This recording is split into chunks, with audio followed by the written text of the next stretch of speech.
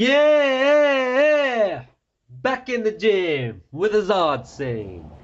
Yo, what's happening, people? Just wanted to show you a quick shoulder and hamstrings workout I did last week. The workout itself was a deload, which means it was low intense and not very strength based, mainly for the pump. So, as you can see, I started off with warming up on the shoulder press machine and some shoulder stretches using a resistance band I got from My Protein.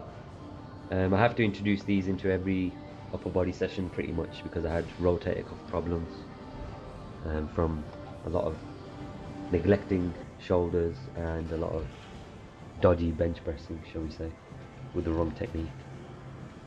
So the first set here, I took the weight up to what was comfortable for around 8 to 10 reps. Probably close to 10 on this set itself. The reason I'm using this machine is just for personal goal, really. I just really want to be able to stack the machine, as it were. So again, in between sets, always using the bands, getting some nice mobility work into the shoulders. I found this really beneficial, actually. It really does loosen up the shoulders. I don't get so much cracking in the shoulders as I used to before, and it's generally a lot healthier than it was about a year ago. So this is a bit of a different technique you can do with machines, which is why I prefer to use machines sometimes rather than barbells. This particular one I like to do, I think it's called a running pyramid set or something like that. So you pick a weight, I do 1 rep and then I put the weight heavier, I drop the weight and I do another rep, and I keep going in that fashion until my body reaches failure, which will be around about now. And then I take the weight back down by 2 plates and I continue that until there's no more weights left on the machine. If I find I get to the top of the stack too early and my muscles are not sore, I just get reps until the muscles are just fully fatigued. So this is a great technique, to be honest. It's a bit of fun at the end of a set instead of going for straight sets, 3 sets of 8 reps. It just adds a bit of fun to the workout.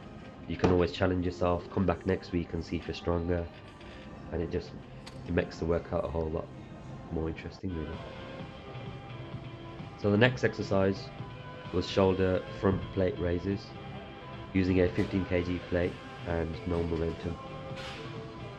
This stresses the front delt, which is one of my weaknesses, to be honest. Shoulders aren't great. Strength wise they're fine, they're building up slowly, but in terms of muscular size, definitely out of proportion compared to the rest of my upper body, especially my back, which is pretty strong. I decided to superset that with some lateral raises with 6 kg dumbbells. Because as I had shoulder impingement a year ago, I sought to advice from some geezer who mentioned instead of having the bench at a flat 90-degree angle, if you put it back on an incline, it actually really helps your shoulder impingement. So for the last 2 weeks I've been trying that out as well, so let's see how that goes.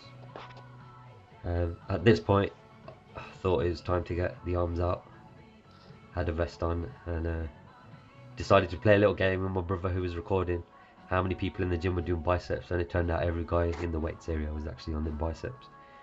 So no surprises there, really. Second superset, I think in total I did 3 supersets and moved on to some hamstrings with some quick paced straight leg deadlifts. One of my personal favorites. I used to go really heavy on this exercise, using straps which help keep the tension off the forearms, off the lower back, onto the hamstrings themselves.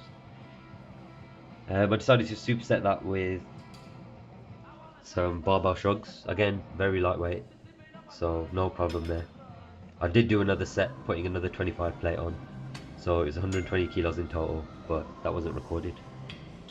Now this exercise is it's pretty much a self-made exercise in that gym, to be honest. There is machines available, mainly in American gyms that I've seen, which have this exercise, and I believe it's called the hamstring extension. I call this one the hamstring drop. So basically I took my calves into that machine there, and I dropped forwards, allowing all my body weight to basically my hamstring holds up my whole body weight.